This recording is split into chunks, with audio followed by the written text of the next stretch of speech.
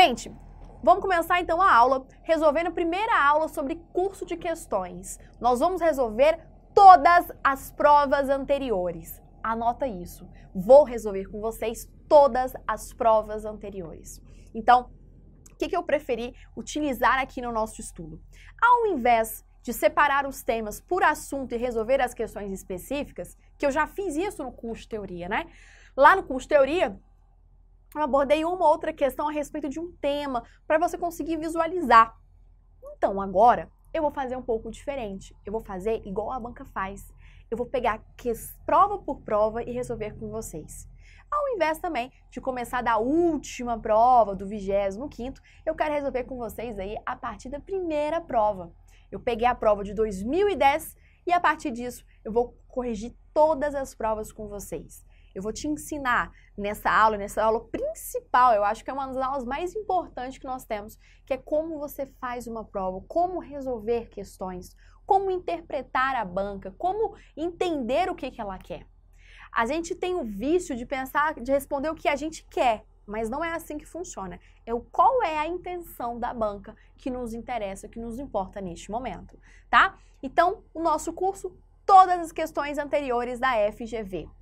Primeira pergunta de um aluno poderia ser a seguinte: professora, você vai elaborar algumas questões inéditas? Não. O meu objetivo é resolver só a banca FGV no exame de ordem. Então, eu não vou elaborar questões porque eu já elaboro para vocês no simulado e também não peguei outras questões de outras bancas, porque eu quero que você entenda o raciocínio da nossa banca atual, que é a FGV. Tudo bem? Então, com base nisso, vamos começar a aula. Os nossos assuntos vão ser assuntos misturados, porque é assim que cai na sua prova. Se eu separasse por tema, talvez iria facilitar o seu estudo, mas também ia te viciar em alguns aspectos. Por exemplo, você vai falar, eu já sei direitos advogados, vou nem fazer questão sobre esse assunto. Isso não seria muito interessante. Então, eu coloquei toda a prova aqui e estou seguindo a sequência proposta pela própria banca. Com base nisso, eu vou começar a nossa aula de hoje, que vai ser uma aula muito puxada, porque eu coloquei muitas questões e eu quero você ir bem concentrado comigo. Tudo bem? Então, primeira questão na tela, questões anteriores da FGV, exame de ordem, tá ok? Vamos lá, nosso objeto é a primeira aula do nosso curso de questões, mais uma vez avisando, nós temos 5 aulas aqui no nosso curso. E amigos, eu que também quero destacar o seguinte para vocês. Cada aula, tudo bem que eu sei que é uma aula de questões, mas querendo ou não, ao final de algumas questões, eu vou revisar a matéria com vocês. Eu quero reforçar cada assunto específico, principalmente os assuntos mais cobrados em prova. Como exemplo, direitos dos advogados, incompatibilidade de impedimento, infrações e sanções disciplinares, dentre outros. Então vamos começar. Questão de número 1 na sua tela. João Vitor e Ana Beatriz, ambos advogados, contraem núpcias, mantendo o estado de casados por longos anos. Paralelamente, também mantém o quê? Sociedade em escritório de advocacia. Por motivos vários, passam a ter altercações com acusações mútuas de descumprimentos de deveres conjugais. Ana Beatriz, revoltada com as acusações desfechadas por João Vitor, requer que a OAB promova uma sessão de desagravo, uma vez que a sua honra foi atingida por seu marido em discussões conjugais. Vamos responder essa questão então? Letra A. À luz das normas estatutárias, letra A. Nenhum ato poderá ser realizado pela OAB tendo em vista que as ofensas não ocorreram no exercício da profissão do advogado. Letra B. O ato de desagravo depende somente da qualidade de advogado do ofendido. C. Sendo o ofensor advogado, o desagravo é permitido pelo estatuto. E letra D. O desagravo poderá ocorrer privadamente. Vamos falar do Instituto de Desagravo, mas antes de explicar, vamos responder essa questão. O que você marca como alternativa correta? Gabarito letra A. Por que letra A? Porque, pessoal, a ofensa foi de cunho o quê? Conjugal. Não foi uma ofensa no exercício da profissão.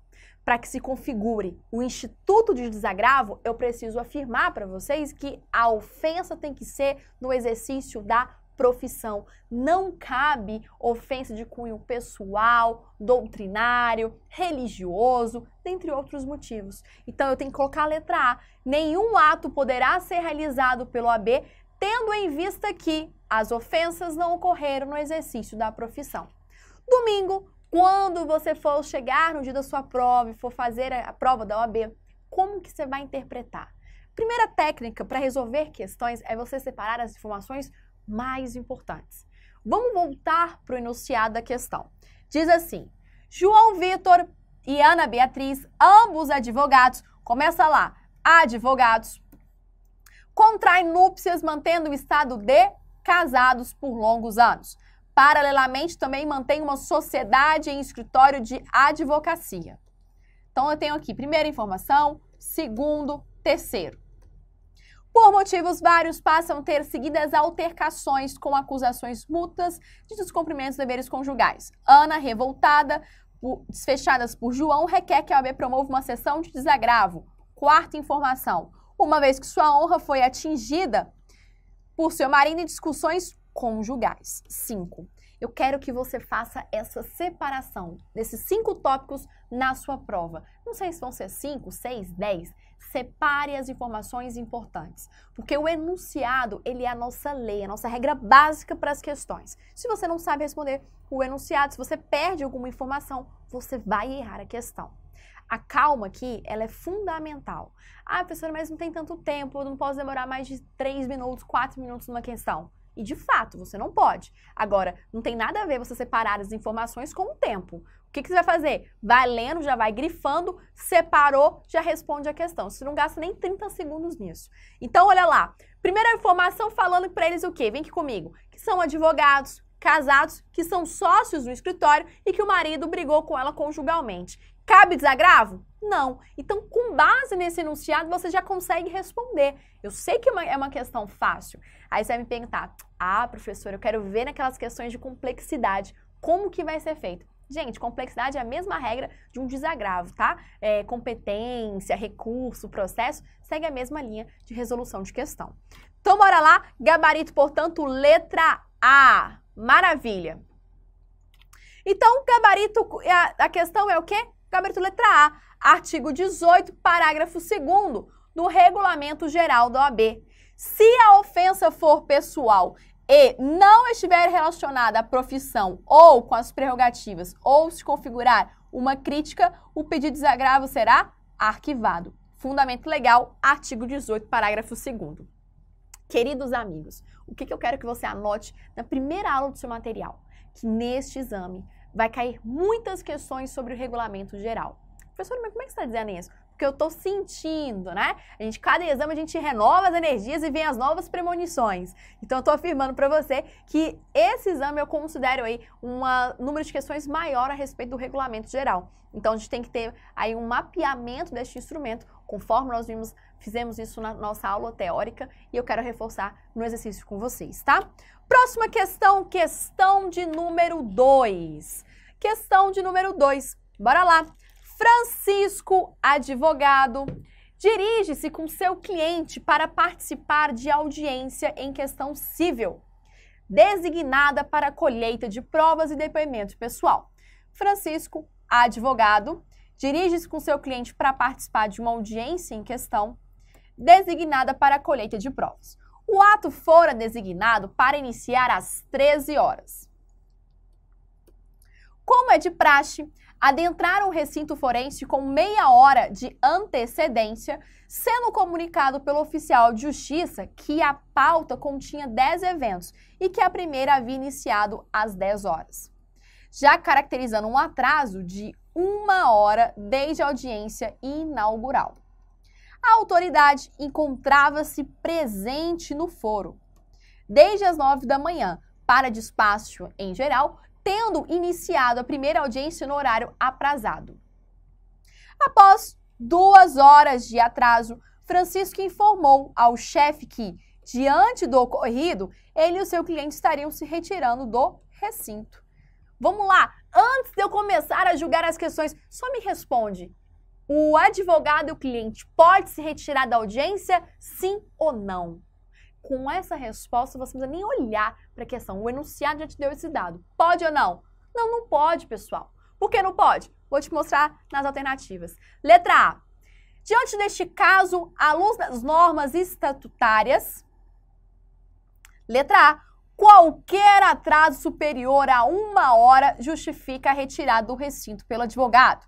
Letra B, o advogado deveria, no caso narrado, peticionar ao magistrado e retirar-se do recinto. C, o atraso que justifica a retirada do advogado está condicionado à ausência da autoridade judicial no evento. E letra D, meros atrasos da autoridade judicial não permitem a retirada do advogado do recinto. Fala para mim, pessoal, gabarito letra? Letra C, perfeito. Aqui na questão, se a gente voltar lá para o enunciado, você me responde. Ele poderia ter se retirado? Não, porque o juiz ainda estava no tribunal.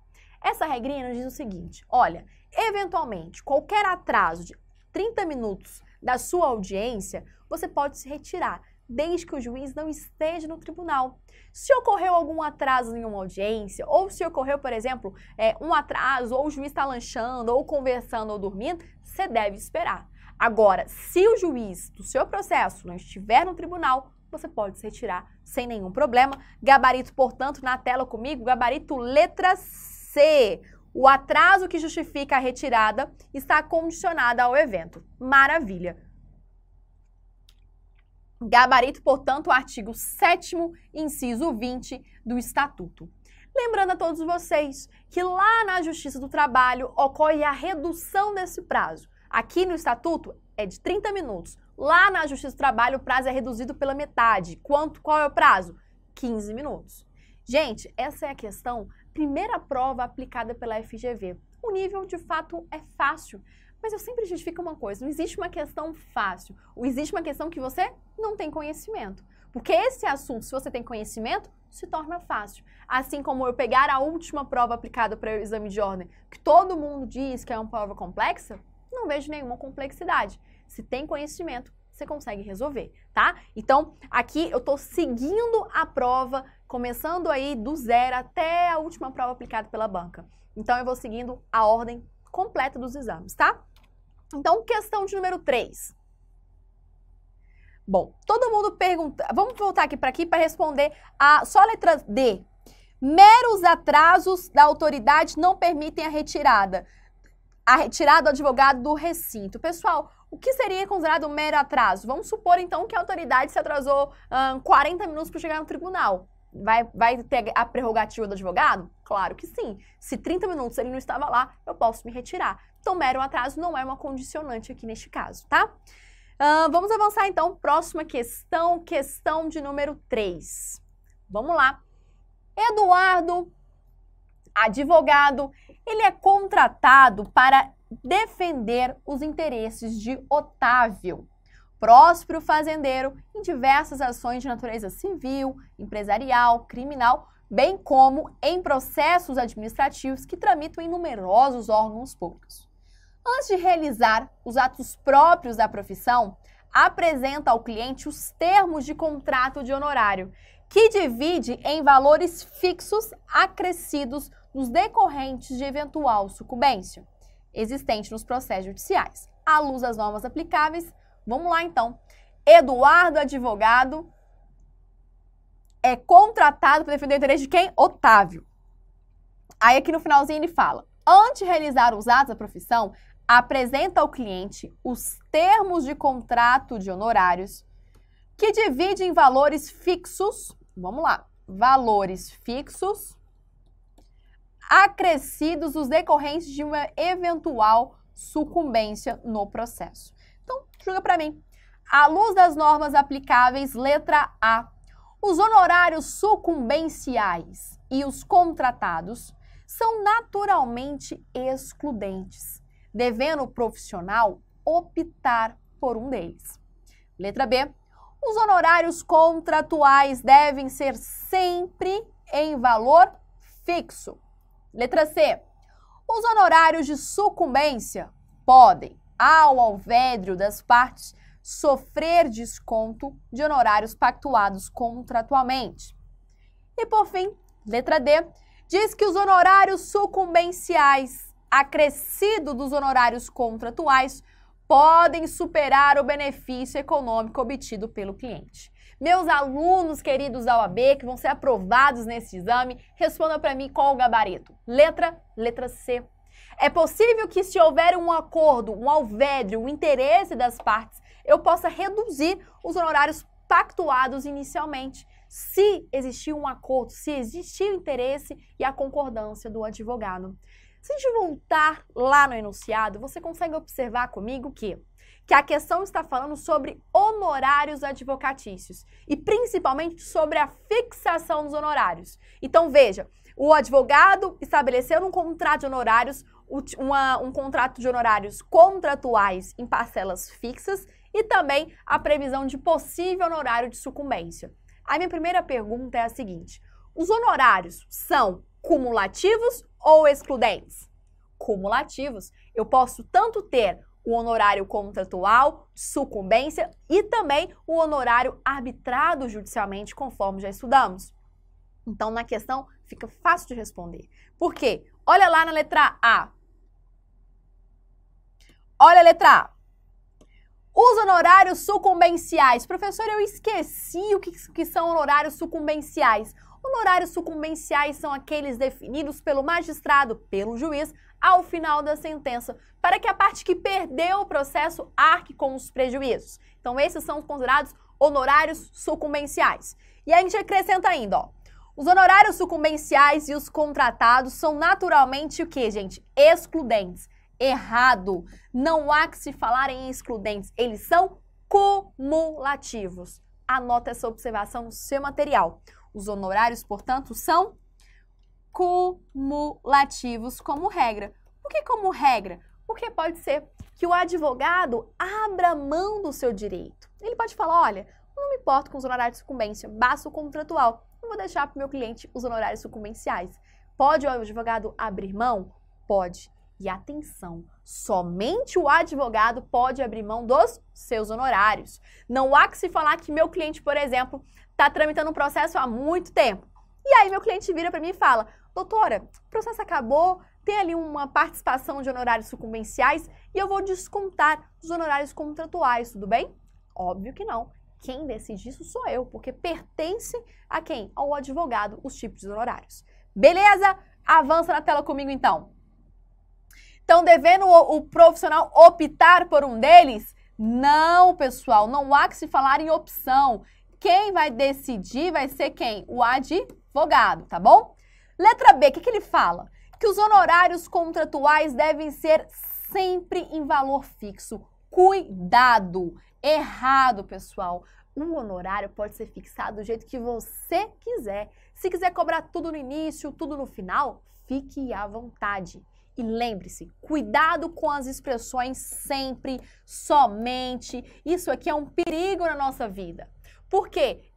Exclusivo, somente, sempre, apenas. São expressões que geralmente 99% estão equivocadas, estão erradas. Então, cuidado com isso. Você só marca sempre, apenas, somente, se você tiver certeza absoluta, tá? Confia em mim que é sucesso. Então, sempre não. E o honorário tem que ser fixado em valor fixo? Também não. Posso cobrar metade, tudo no início, tudo no final. Lembrando, eu vou anotar aqui com vocês o seguinte. Lembrando, meus amigos queridos, meus alunos de todo o Brasil, o seguinte, que o valor fixo pode ser ou não, tá? Não existe essa obrigatoriedade. Lembrando que o Estatuto da OAB te dá uma sugestão. Ele fala que quando você não souber cobrar qual o valor cobrado dos honorários, a forma de cobrança, cobre 1/3 no início, o segundo terço no meio e o restante no final. Então, veja, olha, não sei como cobrar os meus honorários. Simples. Cobre 1/3 no início do processo, quando você protocolou, você foi numa esfera extrajudicial.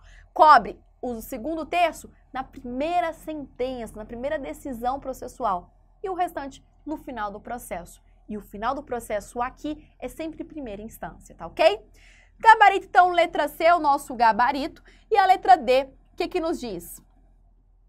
Que os honorários sucumbenciais acrescidos dos honorários contratuais podem superar o benefício econômico obtido pelo cliente. Qual que é a regra geral? Que não! Os honorários, veja bem, se você contrata um advogado, é óbvio que você tem que ganhar mais do que o seu próprio advogado. Você está contratando para que ele entre com uma ação em seu interesse, em seu favor, mas ele vai receber mais do que isso. Então, eu nunca posso superar mais que o benefício do meu cliente. Então, vamos supor que, cumulando o honorário contratual e de sucumbência, eu ganhe mais que o cliente, não faz sentido, porque eu não posso superar o seu benefício. Aí você vai me perguntar, mas professora, honorário de sucumbência e contratual pertence ao advogado. Se superar, o que acontece? Não pode. Então, vai devolver a parcela para o seu cliente. Então, na tela, honorários sucumbenciais acrescidos dos honorários contratuais podem superar o benefício do cliente. Atenção, em regra, não. Tá bom? Mas, professora, sim, em regra não. Existe alguma exceção? Existe. Vamos supor que o meu cliente que me contratou não tem interesse naquela quantia. Para ele basta a decisão final. O que vai acontecer? Aí, meu amigo, quem vai decidir é você. Em regra eu não posso, mas neste caso, se meu cliente abrir mão, vai ter uma previsão contratual e aí eu posso superar sim o seu benefício. Mas é uma exceção. O que eu estou percebendo, assim, da grande parte dos meus alunos, assim, a maioria, é a dificuldade em interpretar o que a questão quer. Cuidado com quando eu falo regra e exceção. Geralmente, se tá aqui dentro para você, ó, tá falando, honorários sucumbenciais pode superar o benefício do cliente? Não. Não me importa saber a exceção. A regra que você sabe é que não pode. Você vai levar a regra para a sua prova. Quando ele quiser saber da exceção, ele vai te falar. Tá? Não precisa se preocupar. Agora, regra é o que vai predominar. Eu percebi muitos erros durante esses anos todos que eu ministro aula, principalmente de ética, a falha da interpretação. Por isso eu vou com bastante calma com vocês aqui. Não vou adiantar, não vou com pressa, a gente vai seguindo firme aqui no nosso gabarito. Bom, então, o gabarito nós vimos e está previsto lá no artigo 48, parágrafo 2º do Código de Ética. Eu coloquei aqui o texto e vale a leitura com vocês a respeito desse dispositivo. Olha só. A compensação de créditos ou desconto dos honorários contratados e de valores que devam ser entregues ao constituinte ou cliente só podem ocorrer, aqui é a minha exceção, vamos lá, a exceção que a gente gosta, né? E o que cai em prova, olha, só podem ocorrer se houver prévia autorização no contrato. Então, se cair nessa questão na sua prova perguntando, o cliente pode abrir mão dos seus honorários de forma verbal? Não, porque eu estou falando que eu preciso de quê? Previsão, uma autorização contratual, tá? Ah, mas é um contrato verbal. Torna-se difícil a sua demonstração. Então, neste caso, vamos dar preferencialmente um contrato escrito. Tem que ter uma previsão contratual, uma autorização, tá joia? Então, continua comigo lá no meu comentário para vocês. Em hipótese alguma, os honorários contratuais de sucumbência podem superar o benefício. Destaca-se que os honorários não têm valor fixo e não são fixados em salários mínimos. Não há forma especial de recebimento, devendo ser estabelecido em contrato escrito com clareza e precisão do seu objeto e extensão do próprio patrocínio, tá bom? Próxima questão na sua tela. Vamos lá, questão de número 4, tá ok? Na tela.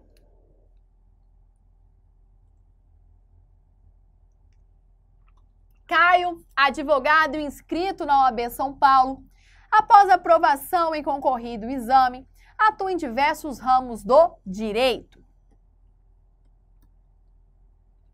Vamos lá, marcar as informações. Aprovação no exame de ordem, atua em diversos ramos do direito, onde seus clientes possuem causa em curso perante a comarca de Tombos, Minas Gerais, tendo o profissional comparecido à sede do juízo para praticar ato em prol do seu constituinte.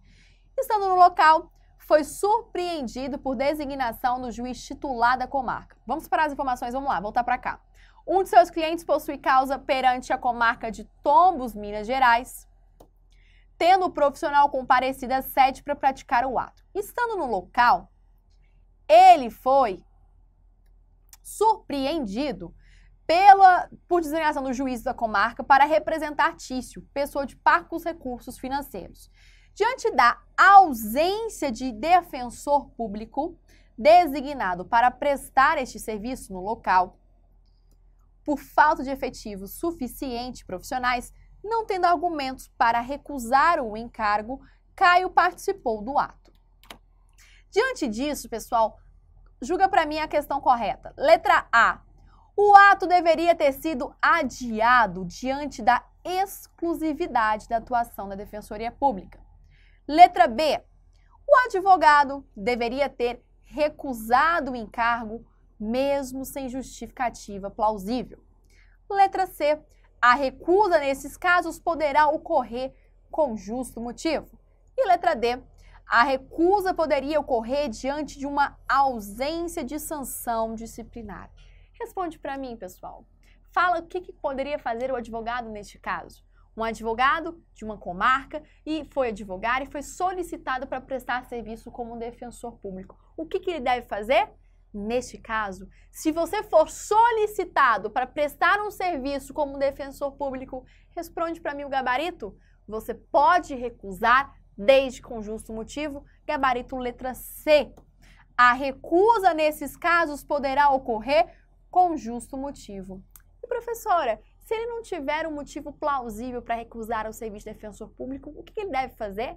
Se ele recusar e não tiver um motivo para isso, ele vai sofrer uma sanção disciplinar na OAB, tá? Então essa é a sanção prevista para ele. Então concorda comigo lá no artigo 34, inciso 12 do Estatuto da Advocacia e da OAB, que diz que a infração ela ocorre quando o advogado não justificar o motivo. Se, por exemplo, o advogado vira e fala: olha, excelência, agradeço a confiança, agradeço o convite, mas infelizmente, na data designada, não vou poder comparecer, pois neste mesmo dia eu tenho uma viagem para o exterior, eu tenho uma outra audiência marcada, tenho uma cirurgia, enfim. Você vai comprovar e justificar a sua recusa e o seu não comparecimento, tá certo? Continuando, ele nos fala que a assistência jurídica é condominada em virtude de impossibilidade da Defensoria Pública, passível da sanção de censura. No presente caso, a recusa pelo advogado é permitida por não configurar violação ao estatuto, uma vez que o profissional já tinha outra audiência marcada para o mesmo dia. A gabarito aqui, eu quero que você faça a remissão no seu material. Quando eu falo para vocês que a aula mais importante é o curso de questões, é que você já tem a base toda da teoria. A gente vai bater um papo aqui agora a respeito das questões. E nisso você vai fazer o quê? Um mapeamento do seu material. Quando eu falo artigo tal, artigo inciso 5, 6, artigo tal, você vai fazer o quê? Você vai pausar a aula, você vai no seu material, pegar o marca-texto amarelo e vai deixar o quê? Marcado, tá? Não faz nenhuma anotação não, porque você vai acabar estragando seu VADMEC ou sua legislação. Então deixa ela só marcando de amarelo, que não tem problema nenhum você levar esse material para a segunda fase. Então lembre-se, curso de questões é para a gente revisar a matéria, saber como a banca cobra e também fazer a anotação da fundamentação legal. Eu quero só pegar um minutinho do seu tempo para te explicar como que eu fiz na minha prova. Na minha prova, já contei muito para vocês essa minha experiência de como que foi passar no exame de ordem, passei de primeira, mas o que mais importante destacar não é que se passou de primeira, segunda ou terceira, é como que se estudou, né? Então eu resolvi muitas provas anteriores, isso em torno de um mês, resolvi as provas anteriores e fiz a marcação no meu material. Então, toda questão que se repetia o mesmo assunto, eu ia lá e grifava. Depois, véspera da prova, o que eu fiz? Véspera da prova, eu decorei, eu memorizei todas as remissões legais que eu tinha feito no meu material. E o que aconteceu? Caiu na prova e eu gabaritei. Quando a gente fala que a banca repete os mesmos assuntos, não quer dizer que ele copia e cola a questão.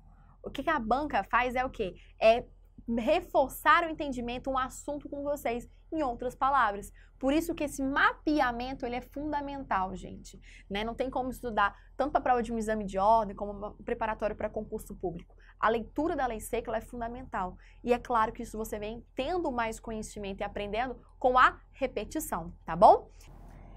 Michel, Felipe e Lígia, bacharéis em Direito, recém-formados e colegas de bancos universitários, compromete-se a empreender atividade à advocacia de forma conjunta logo após a aprovação no exame de ordem. Para a Gáudio dos bacharéis, todos são aprovados no certame e obtêm a sua inscrição no quadro de advogados da OAB. Então vamos lá. Para sucesso dos bacharéis, todos são aprovados no certame e obtêm a sua inscrição no quadro de advogados. Assim, alugam uma sala compatível em local próximo ao prédio do fórum do município, onde pretendem exercer sua nobre função. De início, as causas são individuais por indicação de amigos e parentes. Logo, no entanto, diante do sucesso profissional alcançado, são contratados por sociedades empresariais ansiosas pela prestação de serviços profissionais advocatícios de qualidade. Uma exigência, no entanto, é realizada. A prestação deve ocorrer por meio de sociedade de advogados. Concernente a este tema e à luz das normas aplicáveis, letra A. A sociedade de advogados é de natureza empresarial. Letra B. Os advogados sócios da sociedade de advogados respondem limitadamente por danos causados aos clientes. Letra C. O registro da sociedade de advogados é realizado no Conselho Seccional da OAB, onde a mesma mantiver sede. E letra D. Letra D. Não é possível a associação com advogados sem vínculo de emprego para a participação nos resultados. Responde para mim então, meu amigo, para a gente ver, falaram sobre o Instituto de Sociedade Profissional, previsto lá no nosso artigo 15 do Estatuto. Qual é o nosso gabarito? Vamos lá? Letra A é o nosso gabarito, B, C, D. Responde para mim. Gabarito, letra C, meus amigos. O registro é realizado no conselho onde a mesma mantiver sede. Isso é resposta tanto para quando eu falo da sociedade principal, como também eu falo se for aí uma filial, tá? Então, onde que eu vou fazer o registro da minha sociedade? No local que tiver a sede do escritório. E se for a filial, professora? No local onde for constituída, tá ok? Mas vamos responder as outras alternativas também. A letra A diz assim: a sociedade de advogados é de natureza empresarial. Nota para mim isso aqui, empresarial? Nunca! Trata-se de um serviço, de uma atividade intelectual. Nunca! Anota aí, nunca a natureza da advocacia vai ter natureza empresarial.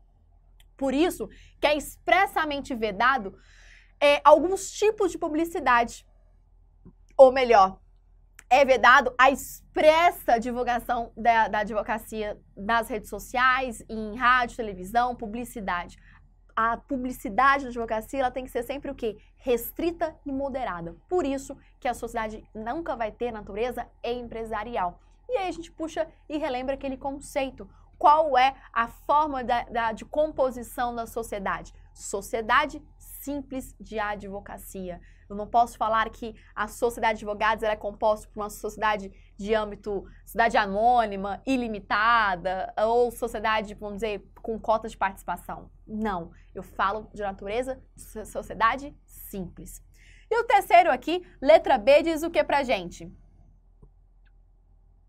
Diz pra gente o seguinte: os advogados sócios da sociedade de advogados respondem limitadamente por danos causados aos clientes. Quando a gente estudou, nós sabemos que a responsabilidade do advogado é uma responsabilidade ilimitada e subsidiária ao escritório. Significa dizer que o advogado da causa vai responder em qualquer hipótese, por dolo ou por culpa. Ele vai responder se teve a intenção de prejudicar e também vai responder se ele não teve a intenção de prejudicar. Então, eu vou responder de forma que, vem comigo, ilimitada, meus amigos. Eu vou responder por dolo e vou responder por culpa, tudo bem? Por danos causados aos clientes. O que mais que nós temos na letra D? Não é possível associação com advogados sem vínculo de emprego para participação nos resultados. Falso. Eu posso sim atuar numa causa específica mediante uma participação de honorários. Por isso que nós falamos, por exemplo, quando eu te passo um subestabelecimento com reserva de poderes, eu permito que você ingresse no processo para atuar em algum ato específico e nisso eu vou negociar os seus honorários. Então, é possível sim, eu posso atuar em um processo sem ter vínculo de emprego ou sem ser sócio naquela sociedade, tudo bem? Então, em uma questão, você observa que você tem aí 2 artigos fundamentais do Estatuto da OAB que fala a respeito sobre sociedade de advogados, artigo 15 até o artigo 17. Galera, leitura obrigatória, tá? Curso de questão é como se fosse uma revisão. É o nível aqui de reta final. Você está fazendo a questão, está revendo os institutos. Se você se sentiu inseguro, se você não está lembrando dessa revisão, você para a aula aqui, retoma lá nas aulas anteriores de teoria. Eu sempre divido com vocês os assuntos específicos para que você tenha esse acesso, tá ok? Maravilha. Então, o gabarito vem comigo. Em hipótese alguma, a sociedade pode ter natureza empresarial. Aqui é o artigo 16 do nosso estatuto e o artigo 17 também do Estatuto da OAB. Vamos dar uma olhada lá, eu fiz umas observações com vocês aqui, olha lá. Em hipótese alguma, a sociedade pode ter natureza empresarial. Lembre-se aqui, em hipótese alguma. Então, se cair na sua prova, a sociedade nunca vai poder ter natureza empresarial? Marque correto, tá bom? Você pode ter certeza, em hipótese alguma terá uma natureza empresarial. Mas, professora, o advogado ele pode ser empresário? Claro que pode, pessoal, desde que ele não vincule essas atividades, que é a advocacia junto com a atividade empresarial. Perfeito? Maravilha, avança na tela comigo então. Não são admitidos a registros e nem podem funcionar. Não são admitidos a registros e nem pode funcionar todas as espécies de sociedade de advogados que apresentem forma ou característica de sociedade empresária, que adotem denominação fantasia e que realizem atividades estranhas a advocacias que incluam como sócio ou titular pessoa não inscrita na OAB. Tudo bem? A responsabilidade dos sócios é sempre ilimitada e subsidiária, respondendo por dolo ou culpa. Artigo 17 ainda fala pra gente, o sócio titular responde de subsidiário e ilimitadamente por danos dos donos, sem prejuízo, atenção aqui o final, sem prejuízo da responsabilidade disciplinar que possa incorrer, tá bom? Perfeito, então, vamos avançar para mais uma questão. Mais uma questão que nós vamos também falar de outro instituto. Você observa que aqui, quase em 40 minutos de aula, nós comentamos o quê? Falamos sobre sociedade, nós falamos sobre advogado, nós falamos muito direitos dos advogados, sobre vários temas em uma mesma prova. Olha a questão de número 6 na tela. Joel é experiente advogado inscrito há muitos anos nos quadros da OAB.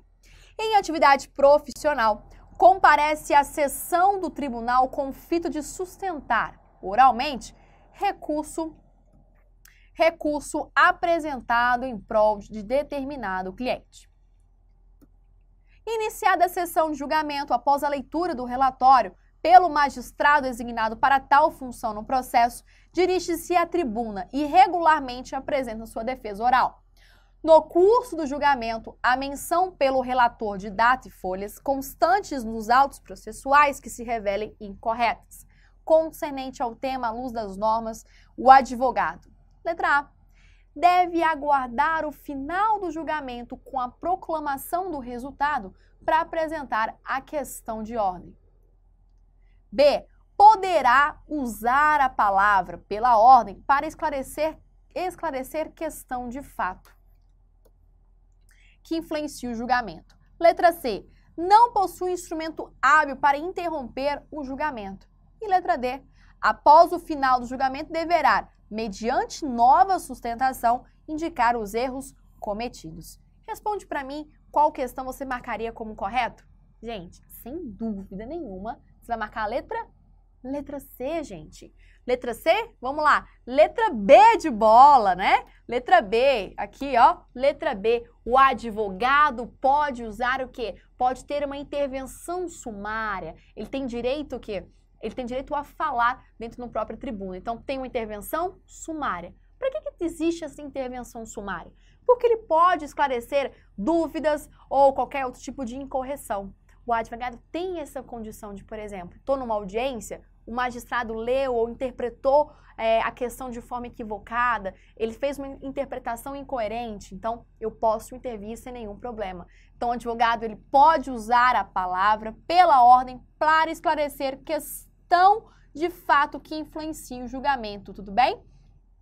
Então, eu fiz a leitura aqui rápida, né? Eu olhei rápido para a tela, mas o gabarito é a letra B, tá? É permitido a intervenção sumária. Na letra C, que eu fui falso gabarito, né? Ele diz o quê? Que não possui instrumento hábil para interromper. Falso. No momento em que, por exemplo, a outra parte está me acusando ou está deliberadamente falseando os fatos, eu posso intervir, replicar a acusação e explicar qualquer dúvida ou eventual interpretação equivocada no julgamento. Então, tem sim o advogado o direito de interromper. É só você lembrar daqueles filmes de sessão da tarde, Pela Ordem e Excelência, que você vai lembrar dessa questão, tá? Gabarito, portanto, letra B de bola, né? Artigo 7º, inciso 10 da lei, do nosso Estatuto da Advocacia. Então, o advogado pode usar da palavra pela ordem em qualquer juízo ou tribunal, mediante aí uma intervenção sumária. E aqui a parte mais importante, tá, gente? Esclarecer equívoco ou dúvida surgida em relação a fatos, documentos ou afirmações que influam no julgamento.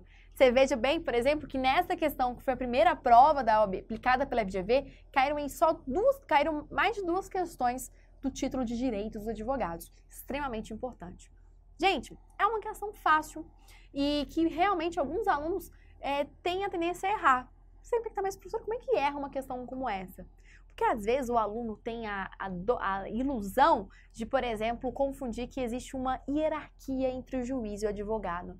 Quem nunca pensou isso, né? Quando você entra numa audiência, não fica assim, ai meu Deus, é o juiz? Você não fica assim por um procurador, um promotor. Quando entra o juiz, você já fica frio. Ai meu Deus, é o juiz que está entrando. Não existe essa hierarquia, nem entre membros do Ministério Público, nem entre membros da magistratura. Não há hierarquia entre juiz e advogado. Então eu não preciso me preocupar. Eu posso automaticamente intervir. É claro que em algumas audiências os juízes aí, eles não deixam você falar quase nada, mas é sua prerrogativa. E se essa prerrogativa for violada, nós temos instrumentos aí para corrigir o ato ocorrido, tá bom? Próxima questão, questão 7. Vamos lá. Homero, advogado especializado em direito público, após longos anos, obtém uma sentença favorável contra a Fazenda Pública Estadual. Requer a execução especial e apresenta, após o decurso normal do processo, requerimento de expedição de precatório, estabelecendo a separação do principal direcionado ao cliente dos honorários de sucumbência e postulando o desconto na principal de 20% a título de honorários, cujo contrato anexou aos autos. O pedido ele é deferido pelo juiz, mas há recurso do MP que não concorda com tal desconto. De acordo com essas regras, é correto afirmar que, antes de ir para a questão, só me responde se o advogado, junto com o contrato de honorários, antes da expedição do precatório, ele tem direito ou não? Ele tem direito. No enunciado você já responde a questão. Olha lá as alternativas. Letra A. Os honorários devidos no processo se resumem aos sucumbenciais, vedado desconto de qualquer outro valor a esse título. Veja bem, os honorários devidos no processo se resumem aos sucumbenciais, vedado desconto de qualquer outro valor a esse título. Letra B. Os honorários advocatícios que gozam de autonomia, quer sucumbencial, quer contratados, devem ser cobrados em via diretamente ao cliente. Letra C. É possível o pagamento de honorários advocatícios contratuais no processo em que houve condenação, havendo precatório, desde que o contrato seja escrito. E letra D, o gabarito é o seguinte: seja o contrato escrito ou verbal, pode o advogado requerer o pagamento dos honorários contratuais mediante o desconto no valor da condenação. Gabarito letra, agora sim é o gabarito letra C, pessoal. Se o advogado juntar os honorários antes do precatório, ele tem essa garantia, essa prerrogativa de receber separadamente do seu cliente. O tema de precatório é uma regrinha que temos que memorizar. O precatório é um título de dívida devido pela União que demora muitos anos para ser expedido. Então, o que acontece para resguardar aí a sobrevivência, digamos assim, do advogado? Olha, já que demora muito tempo um título de precatório, que pode até ser passado de geração como geração, porque é uma herança, o advogado pode juntar os seus honorários e receber separadamente. Por que isso? Porque vamos supor que você foi contratado pelo avô de Paulo e o avô de Paulo faleceu e o título de precatório ficou então com o neto, o Paulo. A pergunta é: você não tem muita afinidade com o Paulo e é uma garantia que você tinha no contrato anterior. Então, para resguardar que você não precisa, por exemplo, pegar o dinheiro com o Paulo, você junta em seu processo, vai receber separadamente e não vai correr nenhum risco de Paulo, eventualmente, não pagar os seus honorários. Compreendeu? Gabarito, portanto, letra C, gente.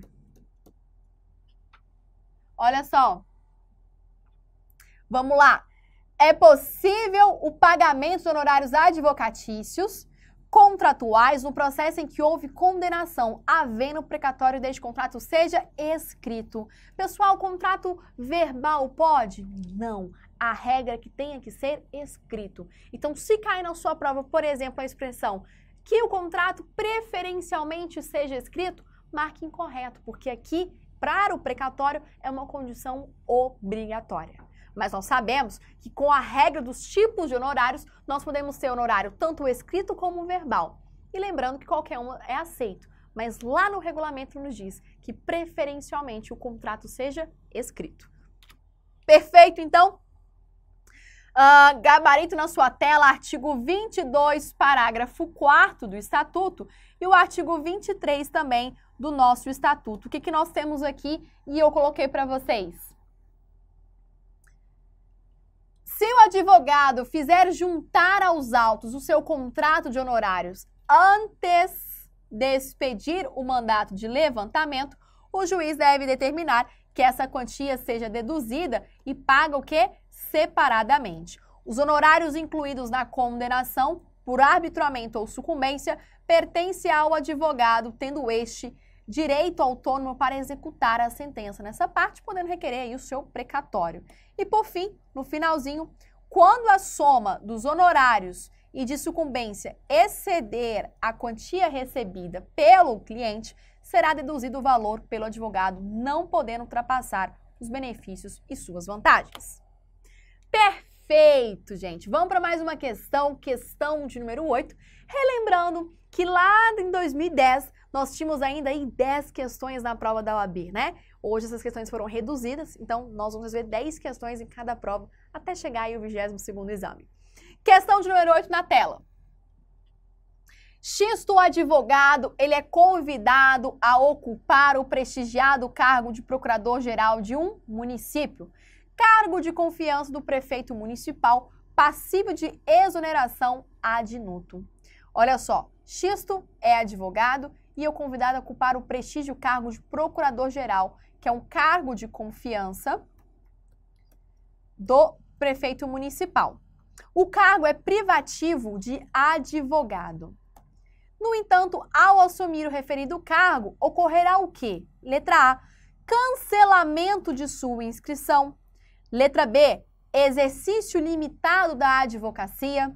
C, suspensão do exercício da atividade advocatícia. E letra D, anotação de impedimento. Responde para mim, olha aqui, Olha que questão perfeita para você marcar na sua prova. Gabarito qual, pessoal? Gabarito letra? Letra o quê? Vai gerar o cancelamento da inscrição? Diz para mim, vai gerar o cancelamento da inscrição? Não, gente. Eu tenho uma advocacia pública aqui. Não tem como falar em cancelamento. Por quê? Nós sabemos que os membros da advocacia pública devem exercer a advocacia. Gabarito, todo mundo aí sabendo bem. Letra B, exercício limitado da advocacia. Os membros da advocacia pública vão ser obrigados a manter a sua inscrição na OAB.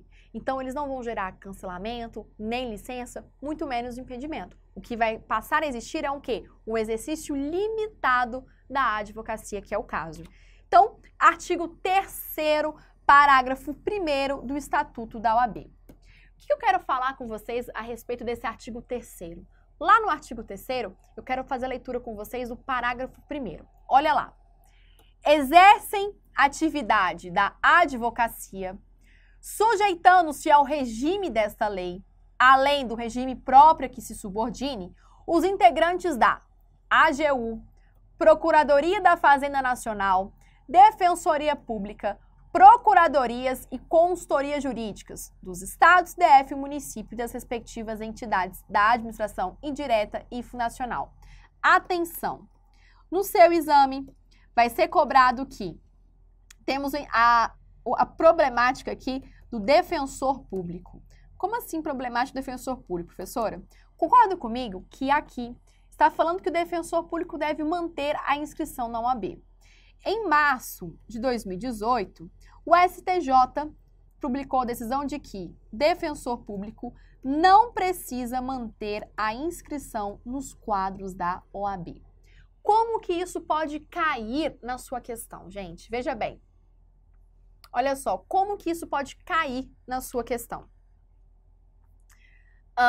Se cobrar o enunciado falando de acordo com a jurisprudência do STJ, você vai marcar esse entendimento, que atualmente o defensor não precisa manter inscrição na OAB. Mas vamos supor o quê? Que se for ligado ao enunciado de falar assim, de acordo com o Estatuto da Advocacia e da OAB, você vai marcar qual entendimento? Do artigo 3º, parágrafo 1º. Por um critério de legalidade, esse instituto ainda não foi revogado. Então, se ele não foi revogado, ele ainda prevalece. Então, depende de como a banca vai cobrar. A gente sabe que a banca ela cobra tanto a lei seca como também jurisprudência. Então, jurisprudência, acordos, informativos do STJ. Então, fica ligado nesses dois entendimentos. Se falar de acordo com jurisprudência, marque que defensor não é obrigado a manter a inscrição. Se for de acordo com o estatuto, você marca o artigo 3º, parágrafo 1º. Como ele ainda não foi revogado e ainda está em vigor, é ele que é o nosso gabarito, tá? Então, volta para mim para a questão de número 8, para você anotar, tá? Gabarito letra B. Questão de número 9, vamos avançar aí.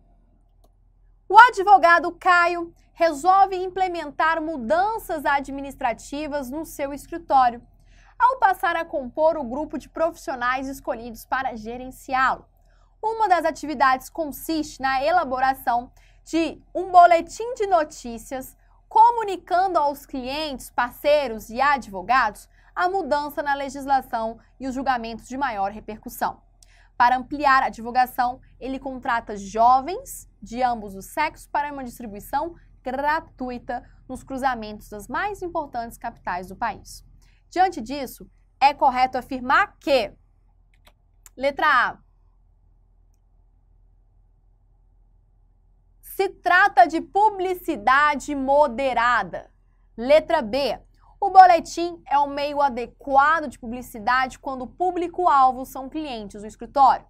Letra C, a distribuição indiscriminada, se for gratuita, ela é permitida. E letra D, é admissível a distribuição do boletim mediante pagamento de anuidade. E aí, pessoal, o que você marca como gabarito? Primeira regrinha de publicidade. Só no enunciado você consegue responder. Gabarito letra B de bola, pessoal. Regra de publicidade, discreto e moderado. Qual que é o público-alvo que você tem que distribuir? Os seus clientes. Público indiscriminado não pode ter esse acesso. Então, gabarito letra B.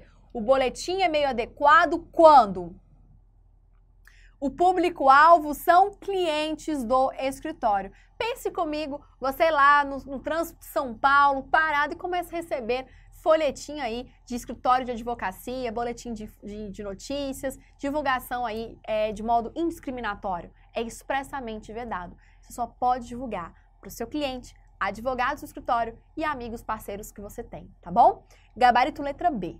Mas, professora, vamos supor que esse boletim de notícias, de informativo, ele é muito interessante e que todo mundo quer ter acesso a ele. Como é que funciona? Simples.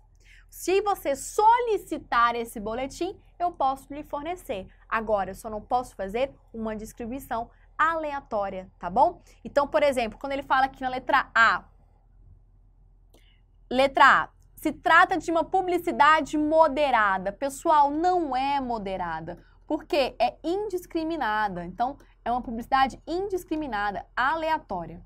Muitas pessoas perguntam, professora, mas por que não pode ter publicidade na advocacia? A resposta é muito simples, pessoal. Por que eu não vou ter? Porque não é uma atividade empresarial. Se eu falo atividade de medicina, um cirurgião plástico, é claro que ele tem que divulgar o seu produto. Ele vai divulgar foto de valores, ele vai fazer uma distribuição, uma promoção.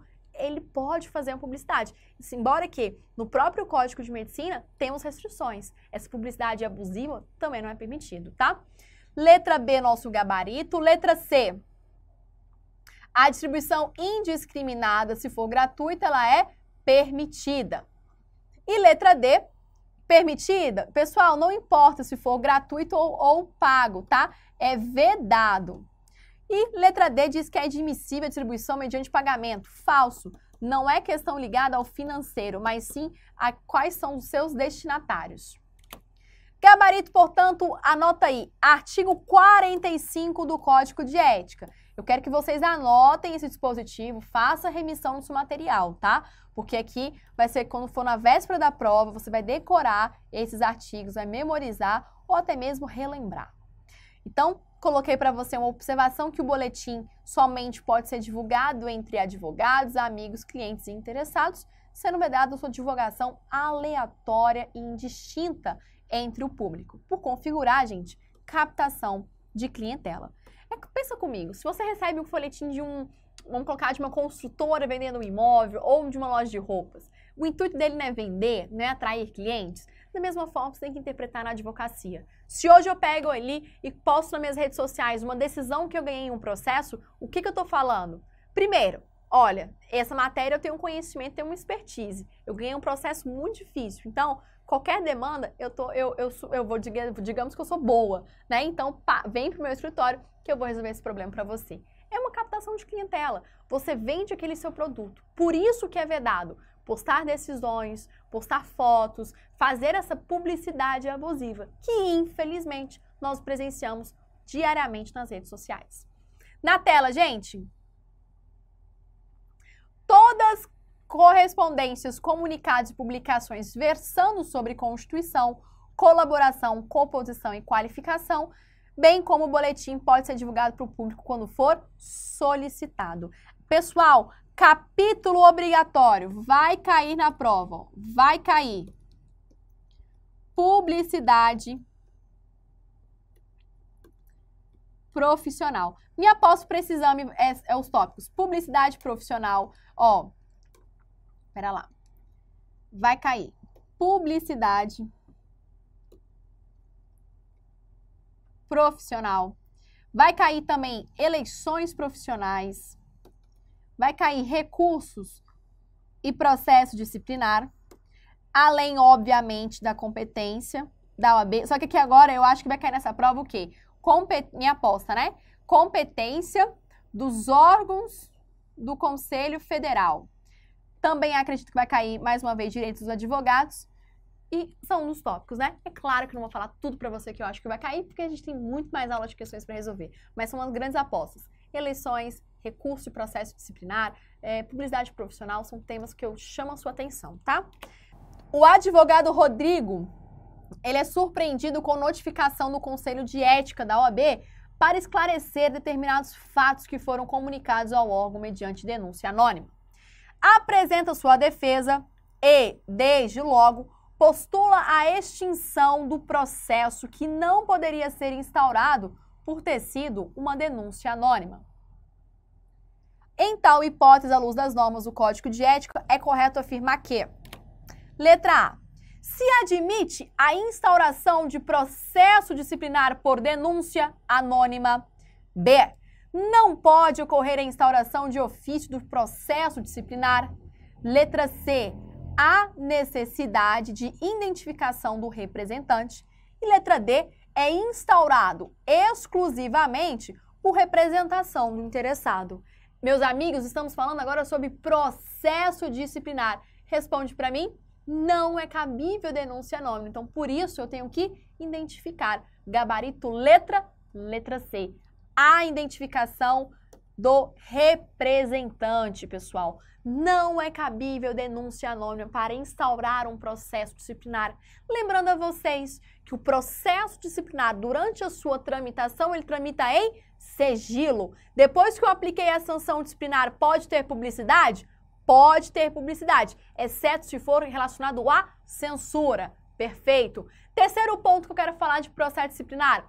Pode ser instaurado de ofício ou a requerimento pelas partes. Vamos supor este exemplo. Vamos dizer que o Conselho Seccional da OAB-DF recebeu uma denúncia anônima a respeito de um advogado. Como é denúncia anônima, não deu prosseguimento àquela informação. Dias depois, aquele mesmo fato, objeto da denúncia anônima, foi divulgado no Jornal Nacional. A minha pergunta é: notícias divulgadas pela internet, pelo jornal, podem ser objeto de um processo disciplinar?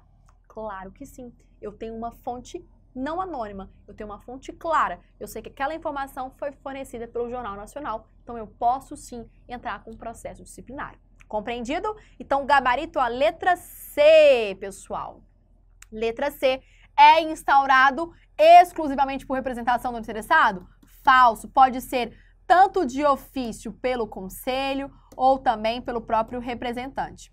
Letra B. Não pode ocorrer instauração de ofício? Falso. Pode sim. Quem entra de ofício? O próprio conselho. E a letra A. Se admite a instauração por denúncia anônima? Nunca. Não tem exceção. Gabarito tá lá, gente, no artigo 55 do Código de Ética. Faça lá a sua anotação. O processo disciplinar instaura-se de ofício ou mediante representação. A instauração do processo dá-se em função do conhecimento do fato quando emitido por meio de fonte idônea ou em virtude de comunicação da autoridade competente. Lembrando que em nenhuma hipótese será considerado fonte idônea que consistir em denúncia anônima. Perfeito? Faça a remissão lá no artigo 55 e eu vou fazer uma breve pausa com você, meu aluno que está aqui assistindo. Vou retomar essa segunda parte da aula daqui a pouquinho. Até já!